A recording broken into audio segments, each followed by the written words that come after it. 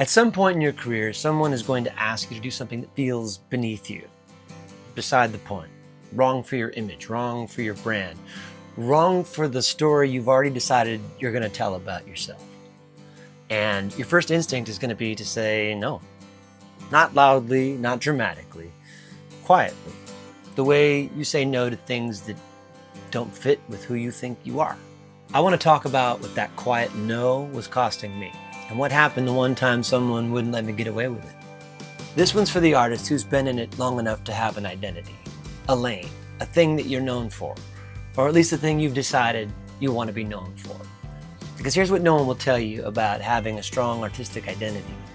Sure, it can protect you, but it can also trap you, sometimes at the exact same moment. The safe bet tax.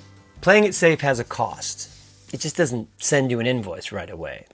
But you see, every time you pass on an unexpected move, a bold collaboration, a song that doesn't fit neatly into your brand, you're paying a tax.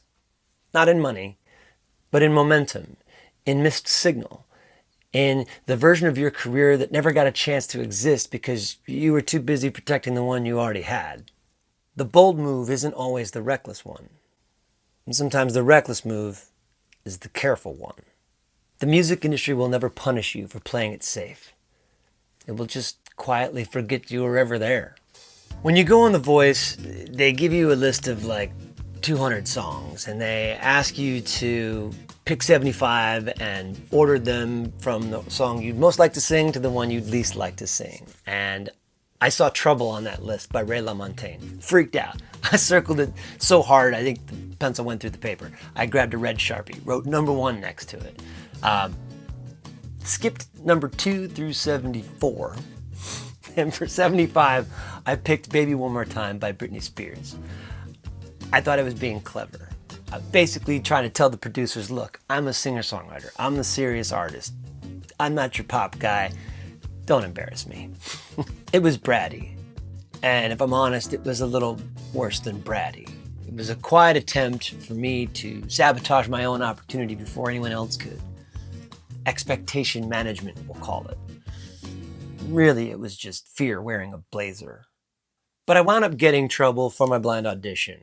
4-chair turn. The strategy worked. They got the message as to who I thought I was. And then the weeks went on. Battle rounds, the live shows. I kept advancing. And Christina Aguilera, who I'd actually worked alongside as a teenager on the Mickey Mouse Club, wasn't too happy about it. She went so far as to call me one-dimensional after a particular performance, live on air. Made it personal, which in truth actually just made it more interesting. And then at some point, the producers went back to my original list, saw what I had written down, came to me and said, Adam suggests you do the Britney song. Like, what? I was offended. Not because I'm above singing a Britney Spears song. I'm not. But because I thought they missed the joke. The joke being me. Adam asked to see me, sat me down, and asked me one of the toughest questions anyone has ever asked me in a professional context. He said, did you ever consider that maybe you're here doing this reality TV show because maybe you've been playing it too safe? Ouch. And then he walked me through his own version of the same risk. Becoming a celebrity coach on a reality TV show before anyone knew if that was career suicide or not. Writing and releasing a song where he professes to the world that he has the moves like Mick Jagger. I mean, who does that?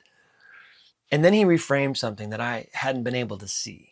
That me, someone who came up alongside Britney, who shared the stage with her, who built a whole career in the cultural shadow of that moment and never traded on it. Performing that song on live national television wasn't a pop detour.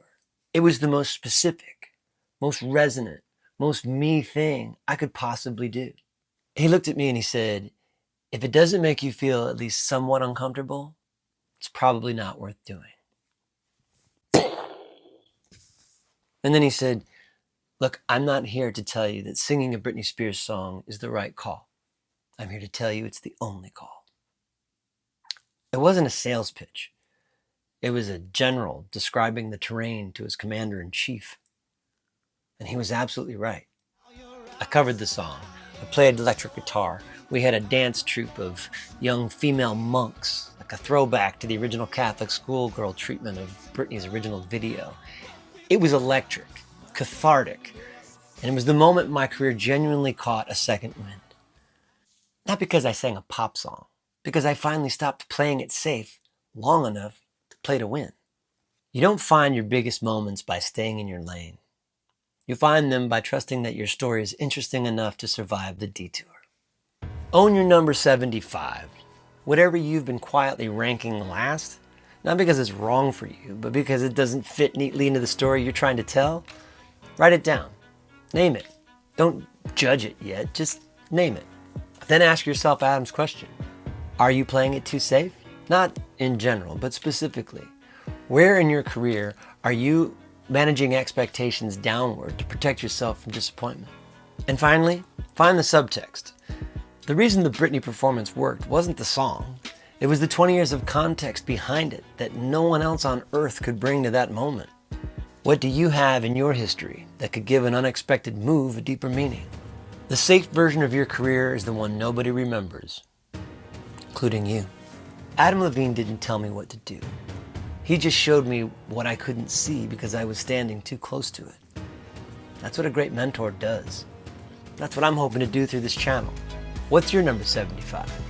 You know, the move that you've been quietly avoiding that might actually be the only call. Drop it in the comments. I want to know.